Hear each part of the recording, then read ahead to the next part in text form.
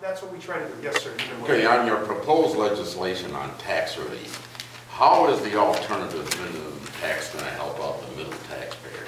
Oh, very big. In fact, I was surprised to see that in our district, about 42,000 people benefit from the alternative minimum tax.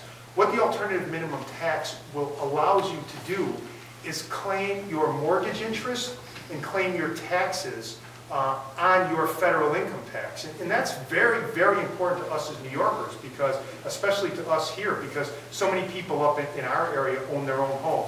And many people obviously have interest on their mortgage, and many people obviously pay a significant amount of local property taxes. So the AMT allows people to claim their interest, their mortgage interest, and their taxes, their property taxes, on their federal income tax. So it's really important, the AMT, to middle class more than anybody else. Well, a follow-up on that. Yes. If you don't have, if you don't claim exemptions and you take a standard deduction, there's only $1,000 allowed for that portion in there under the tax bill. But for those who, for the other ones, yeah, for their, it doesn't affect it. But as I say, there's about 42,000 people in the 24th Congressional District that benefit from the AMT because they itemize. So it really is a big, big thing. Not for everybody, but for a lot of the families. So, I'm not sure. Okay. Peter. Okay. Sir, you're next. Just a personal comment very quickly. I got involved in politics years and years ago when Mike Arcuri was a fresh face in Utica. And I was impressed with this. I look like your father, probably. But the point is, he was a shining, beacon in the Democratic Party, and the Democratic Party was going through some very difficult times. And suddenly he disappeared. And I'm like, whatever happened to Mike Arcuri? He was like who we looked to. And what's the dirt on Arcuri? I mean, really, I would ask the other politicians, and they say, well, the problem with that Arcuri guy is he won't play ball. He says he's got a heart. They couldn't manipulate the guy. He had too much integrity, and that was the dirt. And I'm thinking, well, I would like to have that. Behind my back, that's my biggest criticism. I got too much integrity. I think that's pretty good. Well, I think the integrity helped, because the thing that was a rap on Arcuri, then people must have thought, well, it might be nice to have a DA with a lot of integrity. So maybe integrity isn't such a bad thing. And so people say, well, you got to sell your soul to get to Washington. Well, I mean, we got a congressman. If you have an honest disagreement with him, at least you know it's honest. And so I just feel good. And I'm going to disagree with Mike and others, as we all will. They're very knowledgeable people and very, very strong opinions. But, just as a personal side, in my opinion, we're blessed to have a guy there that's trying to do the right thing and has a lot of integrity. So that's just a personal. And so I just want to thank you for your service, Mike, and thank Mike Hennessy for sponsoring this. And that's my considered opinion. Sir, you were next. On a scale of 1 to 10, how important are the Indian issues in this state to you? And would you comment, or would you dare to comment on land and trust? Sure. I would say, it's in this crowd they're number one. No, seriously, yeah, absolutely. I mean, obviously the economy. It's funny because no matter where you go, the economy always trumps everything in terms of the war was the most important issue until the economy got bad, and then the economy came. I'd say it's up there, 1 or 2, in terms of what I feel. And I say this not just because of the Oneida issue, but because on the other end of my district, I have the Cayuga land claim as well. So I get the very same issues, and I get there. I've been working, I finally this week was able to nail down a meeting with Ken Salazar, who's the new Secretary of the Interior. His brother serves in Congress with me, John. So I finally got John to help me out to get a meeting with Ken, and John McHugh and I are going to go sit down with him. And, look, I think that the Rhode Island case, Canaceres case, I think it was good. I'm looking at it from a couple of different perspectives. Number one is, bottom line, the court said no with respect to it.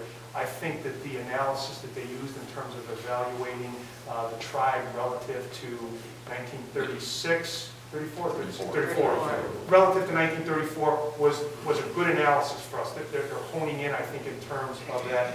I think that, look, I think that at some point, we have to figure out a way to work this thing out in a way that is beneficial. Now, it may be very difficult. It may be impossible. No. Oh, go ahead. Go ahead. How about just enforcing the law?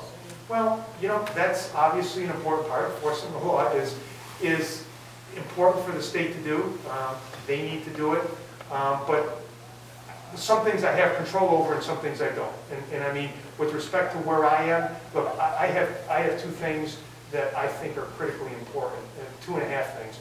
Number one, I think that if we come to some kind of an agreement, if there ever is an agreement, there has to be some kind of reoccurring payment.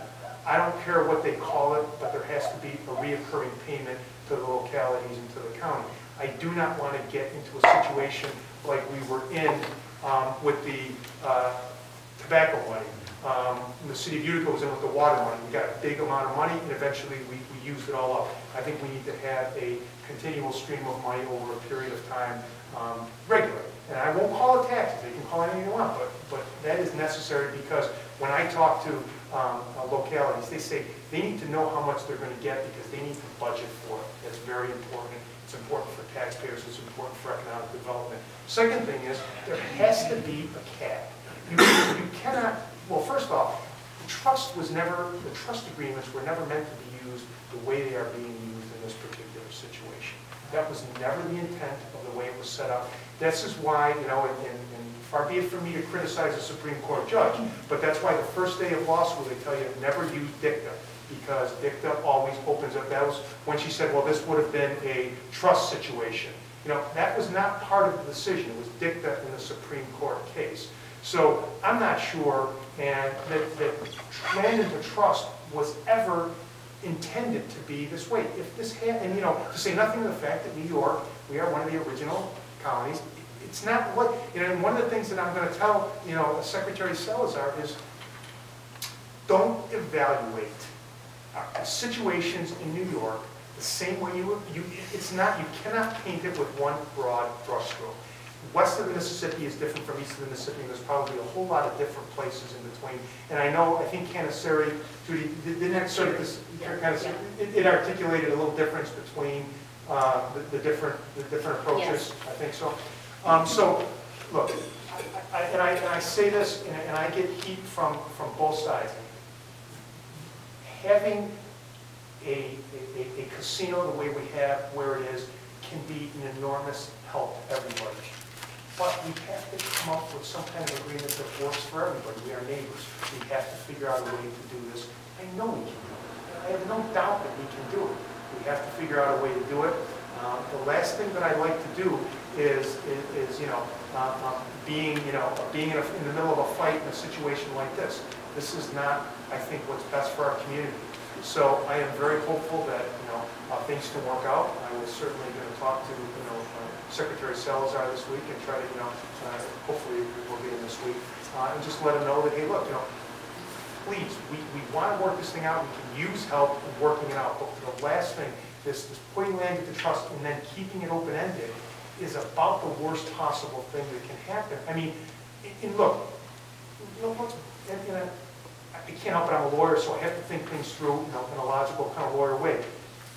If each of these Indian tribes in New York were to continue to expand their land claim by trust, I mean, it's going to consume huge amounts of New York State. I mean, it just creates this untenable problem, this unsolvable problem that we have if we don't get help from the federal government. They can't just continue to ignore it and think that it's going to go away. And that's going to be my message to Secretary Salazar. This is not going to go away by itself. It is only going to get worse. And it's, even if the Oneida ends here, the other, this is going to hurt the other states, and or it's going to get solved. And and I think the Supreme Court gave us some indication as to where they'll be. So hopefully something can happen before the Supreme Court gets to it.